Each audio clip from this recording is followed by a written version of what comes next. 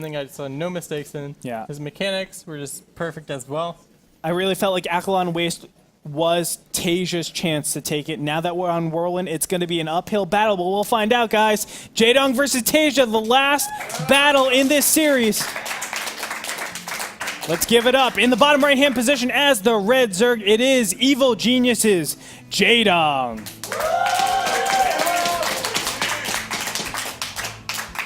And the Liquid Clapper spawning to the top left-hand position, the Blue Terran, it is Tasia. Cross positions, oh my gosh, things can't be better for Jaedong. Yep, and against Liquid TJ, as I like to call him, because he capitalizes the T and the J, I think he'll have a pretty easy time in these spawns. This is what he wants to see. As soon as you see you got these spawns as a Zerg, pretty happy. Yeah. I mean, the one thing that he doesn't have, whoa, going for an early pool. See, this is the audacity of Jaedong. This is the type of stuff that he does. He has that killer instinct. We saw him 6-pull against Scarlett last season. Now he's 10-pulling against his opponent. And this just speaks to me, I'm going to counter any command centers that are started on the low ground. And it looks like Tasia is going to go CC first. So Is it going to be on the low ground, though? Yeah, I mean, we can't tell yet. We'll have to see what he wants to do. Oh, this could be brutal. I'm not sure about the timings, honestly. Command centers, will they finish by the time Zerglings get over there for a 10-pull? No, I mean, then you would never do the 10-pull because Oh, yeah, that makes sense. Okay, shut up, Andre. Well, we'll find out as the command center. Oh, my gosh. It's the on command the center's low going to the... ground. Oh! Never mind.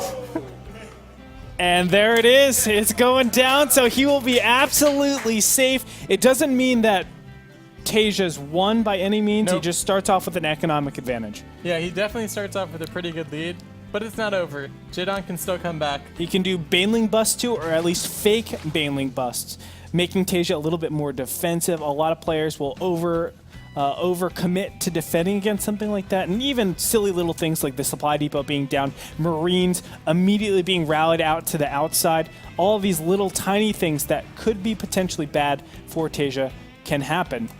Now, will the SCV will not see these approaching Zerglings. I guess the only danger for Tasia would be if they somehow got into his main base, but his depot's up, so it doesn't look like there's much of a chance of that. Yeah. And these two buildings will just finish, and then he can repair them while he makes a Marine. And after that, he kind of has a nice economic lead. He can't take his natural until he has at least 4 Marines, I don't think. Oh, God. Oh, why would you do that, Tasia? All right, Supply Depot is going to be attacked a little bit here, but as you said, everything's okay. Marine will be re-rallied in the right position. Even the SCVs stay alive. Everything looks good for Tasia. Knowing that it's Jaedong, he'll probably try to stay there and keep attacking the buildings and microing the Lings away one by one while they take damage from the Marines. Okay, here's an important part of this build. Oh, the SCV wasn't able to get in. See there? I mean, it shouldn't have. But the SCV, what it wants to do is see if there's any extractors down, because obviously you want to know if Baneling busts are capable for the Zerg player. Right now, I think Tasia, what he's going to do, if he feels comfortable, he'll push down, put a bunker down there, and say, okay, I'm fine. If he doesn't, what he's going to do is stay up here and just wait until he has at least a single Hellion, and just keep making additional SCVs from this command center, and just say, okay, well, I already know I'm ahead. I have that extra mule. No worries. We'll just wait until I'm absolutely safe, and then from there, I'm fine. Yeah, he might wait for 1 Hellion, or he might just go with 4 Marines. There's about 7 or 8 Lings, I think. So he needs at least 4 Marines before he can try to push down and make a bunker. We'll see if he does that. 4 Marines about to approach here, and it looks like it's a starport. So no, he's just going to wait a single Hellion. No, he's getting together with his Marines. Maybe a Widow Mine drop? It could be. I mean, because there's no reactor in this, so I'm not sure how many Hellions he's going to want to make from a non-reactor factory. Yeah. That actually seems correct. It seems most probable, at least. Jaedong, let's see what he's doing on his side. He has placed the Creep Tumor, getting just additional drones. Everything's all standard for him, but look at the income tab. Officer count should be very, very different. Normally you're at maybe like 2, 3, 4 more drones than your opponent in this position. But if you consider the mules, 4.5 efficient workers for each mule, so you're looking at +9 on top of this, so it's really 38 harvesters to 31. Where does Jaedong go from here? I mean, well, looks like he's taking a 3rd base and getting metabolic boost, metabolic speed, whatever it's called, the link speed upgrade. So I think he's just going to try to play into a macro mid-game situation. And he actually doesn't look like he's in that bad of a spot, even after the upgrade, or after the opening. I mean, his upgrades are delayed, his link speed's delayed, but he's not that far behind, I don't think. Okay. Stim is on the way for Tasia. Third command center is being placed down as well over in the natural base. No form of scouting just yet, but now here it comes in. One Overlord, I think. Yeah, Overlord was taken out over here in the mid-right hand side of the base. And Zerglings get in here and scout out everything that's going on. So that's a nice indicator for Tasia, or for Jaedong, excuse me. He knows he's pretty safe. I mean, once you see the third command center, you're saying, okay, the range of a lot of all-ins is gone. I can just defend against the max extreme, which is some sort of mass units directly after that. That comes at a much later time. Normally have like 30 seconds more, and then from that, you're able to get the essential upgrades, whether or units, really. But Jaedong has pretty fearlessly gone for all harvesters so far. Units tab showing only 13 Zerglings out in the map. He's not really committing to any serious units just yet, which he does have to quite soon, because Tasia's army will be pretty scary once he starts to mobilize. Yeah, and I mean, he might be able to delay them a bit more because Tasia's not going for this fast medevac. He's just using the starport to make the extra reactors for his barracks. So Jaedong's a bit safer than he might be. Actually, that's a hole in the wall out, so these links can get in. Not gonna do too much. Okay, they're not going for the tech Getting a lab. mule, That would have though. been scary if he got the tech lab, though. Yeah, it would have. He's getting some SCVs and a meal or two, Yeah, but not doing that much damage. it's going to shut him down pretty easily here. So yes, you're absolutely right. The Hellions should be able to clean things up, or at least the Marines that are struggling out of there. Tasia just going to fix the wall now, or there it is. Yeah, fix the wall, and he's fine.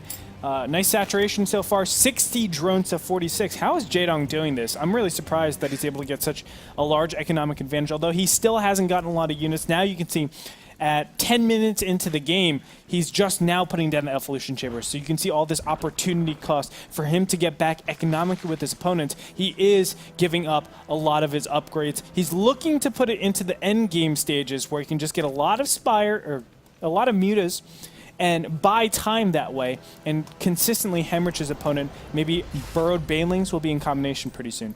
Yeah, I mean, he's still not nearly as good of a position as he would be in otherwise. His creep it's okay, but it's not as good as it would be if he'd done a different opening. And he doesn't have that many overlords around the map either this game. Uh-oh. Drop coming in. And this could do a lot of damage. But there are banelings already made. Haha. It's not going to die to any silly pushes. Yeah, Scan going to come up here. And he is. Oh, wow. Nice. But one baneling does connect even though he targeted it down. And it looks like this drop is going to get cleaned up pretty easily here. 1-1 about to finish. So Jaedong needs to be very proactive with the positioning of these units. But as soon as mutas pop out, goodbye.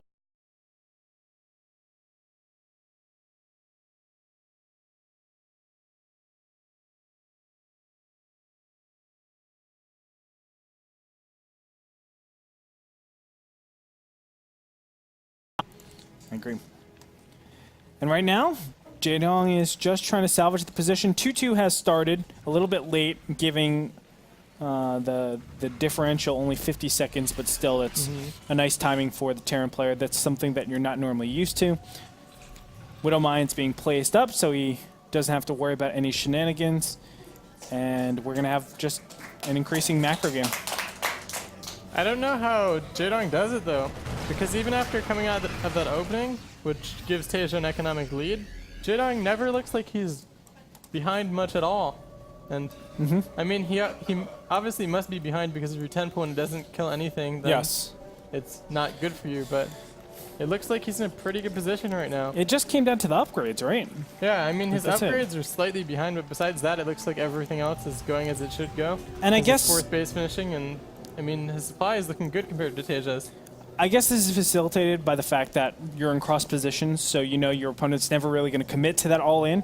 And that way he can play so brutally efficient. Like, he could have made a lot more units if he was worried about... Wow. If he was worried about a lot more, but he obviously didn't. Viking will go down here. But nothing too much. I mean, this is really surprising. Oh, engagement going to happen in top middle hand position. And nice Widowmine connection. Baneling's not able to splatter on most of those Marines, unfortunate for him. A Marine squadron is going to go over to the 4th base, try to take out a little bit of creep. This is a great little maneuver that he's doing, but intercepted by a bunch of Zerglings and forced to get back. Nice taking out, I was going to say nice taking out the other creep tumor, but he wasn't able to do that just yet. And the medevac should go down as boost has just been used. Again, going into the center, and this is the type of tactics that you have to do. It used to be like you start harassing your opponent everywhere just to kill like an expansion, but now it's kind of regressed, but Terrans have realized you have to kill the creep first to really empower your main attacks. Yeah, this is just facilitating a push later on, and because later he's gonna kind of want to push and use the chokes at the ramps and the entrances to those bases, and that's where he wants to push and try to trade. So he needs to clear up all this creep in the middle of the map before he can do that. And look at how intelligent Jaedong is. I mean, he instantly puts creep back up. Widowmine's going to drop down, and engagements are going to go in the favor of Jaedong, it looks like, because he's just rolling past, no further AoE. Baneling still moving forward. Muta count is still pretty high and unhindered. Where are the Widowmines? No, they're going to get hit by a lot of Banelings. And they don't blow up on a lot. That's actually a great move for Jaedong, as he was able to maintain a lot of the position. And off of creep, normally you would say that engagement isn't good, but he's able to have a 4th base, continue mining, still retain a lot of his Muta count.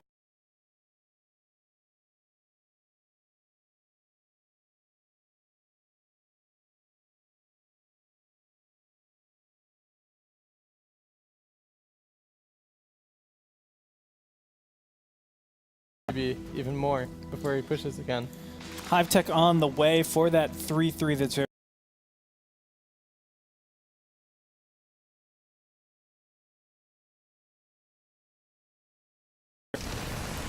that does help out, trying to instigate some sort of fight, but low count of units will go and try to trade off.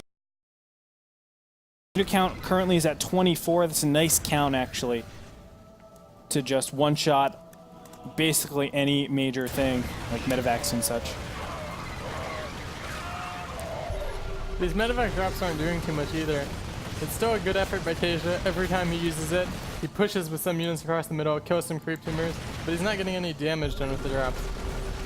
Well, I mean, this is really nice, but what he really needs to focus on is killing the 4th base, the newer expansions, and right now he's just drilling towards the 3rd. And that's the problem, I think, with spawning in cross positions. You never know what direction to push in. You're always trying to kill the bases, the newest bases, but it's hard to do that consistently.